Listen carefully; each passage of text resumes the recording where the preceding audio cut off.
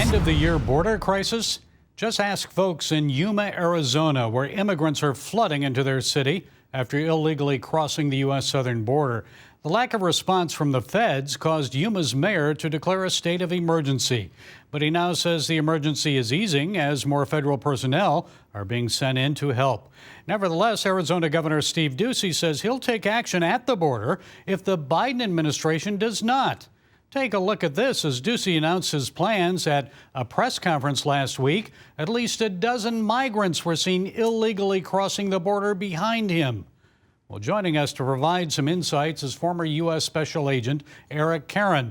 Eric, it's good to talk to you. So as 2021 comes to a close, it looks like we'll see a total of more than 1.7 million illegal crossings into the United States from the southern border this year. That's a 21-year high. Now, the Biden administration says it's complying with a court order. It has reinstated the Remain in Mexico policy. So what are you hearing? Is Homeland Security aggressively enacting this reinstatement of that policy? Well, Gary, thank you for having me. One thing you didn't say was the deportation rate. The deportation rate under Joe Biden is down tremendously, half of what it was under the Trump administration. The people have to understand border security is national security, like peanut butter and jelly, Gary. It's crucial to understand that. We have 8,000 miles of border between Mexico and Canada. We have to secure all 328 ports of entry because the criminals and terrorists will go where it's soft, and they will exploit our freedoms here in America, and they have. And you've been involved in national security issues and covert operations for years, especially in the area of money laundering, drug smuggling. So how great is the security risk? You just touched on it a little bit to the people of the United States at this time. And let's set politics aside. We're not talking politics here. We're just looking at facts. So what's actually happening on the ground? Well, Gary, if I may say, the Biden Homeland Security is now the Department of Homeland Insecurity. It pains me to say that, but it's true. Under this secretary, under this White House, they want to create not just a sanctuary city or state. They've said they want a sanctuary country for illegal aliens here in America to stay, criminal aliens to stay. An order was just issued on November 29th by the new Secretary of Homeland Security. He does not want ICE to enforce the immigration laws here in America. So if I'm an illegal alien, I cross the border, as long as I don't get caught under this administration, I can stay. That's okay.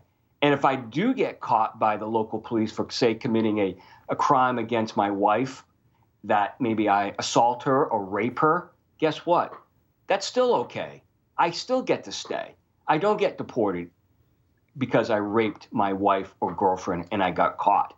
Is that the type of country we want here in America? No, we want the rule of law. What is behind this? Many people believe the intent of this open border policy is to advance a political agenda so Biden and the Democrats can get more voters, change the voting demographics in states like Texas, Arizona. And I know other people, like former acting Homeland Security Director Chad Wolf, say it's economic, that migrant labor is needed. So what do you say? What's behind this? You know what? I don't think it's labor. We have enough Americans here to work. We've become soft in relying on big government to support us. That's one of the reasons why the Biden administration is turning out money and giving free housing, free food, free this, free that.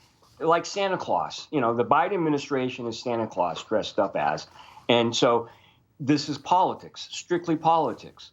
Okay, what can be done? What can be done then? I know the Remain in Mexico policy has had enough to reduce the Mexican cartels with their human trafficking, the flood of guns, fentanyl, other drugs from crossing the southern border. What else needs to be done? Well, here in America, we need to get involved in elections, obviously. We need to get involved in local elections, state elections, and start electing officials that have our backs, have our best interests, America's best interests. That's simple as that. We cannot rely. This is not about China, Russia, or any other country. This is about keeping America safe, getting Americans to work so we don't rely on foreign labor. And we don't rely on the importation of, say, counterfeit Chinese goods that come into America, that flood America every day. Millions of Chinese counterfeit goods come into America. Why? Why can't we make some of these goods here? We should be making these goods here. Not to mention all the fentanyl that's coming in from China. Okay, Eric Caron, former U.S. diplomat, special agent. Thank you, Eric, for being with us. We appreciate it. Gary, it's always a pleasure, and stay switched on, my friend.